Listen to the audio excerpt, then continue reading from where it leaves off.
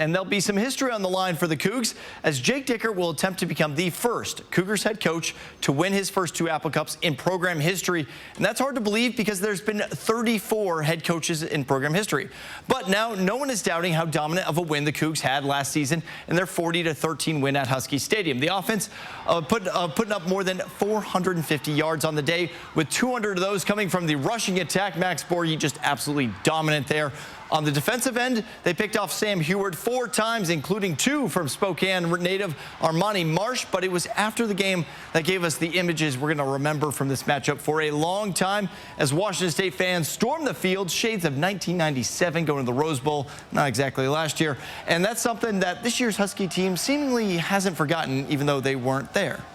Of that, the guys definitely felt like, they were disrespected in some kind of way. And, for us, it always comes down to execution in us, and regardless who we're playing. I know that's boring, but it's true. In the end, it's a very competitive game, but, let's have respect. And we talk about that a lot, and different people interpret, the respect in different ways.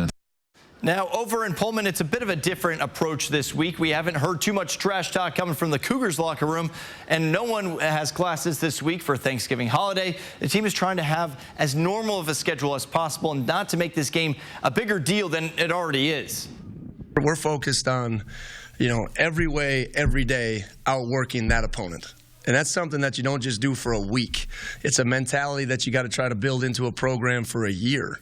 And now it's time to cash in on that work. I don't want to say it's just another game, but that's kind of how you got to treat it, because I feel like if you treat it any more than that, like you said, that's a lot of emotion. So, you just got to take it day by day, step by step, and just treat it like another game.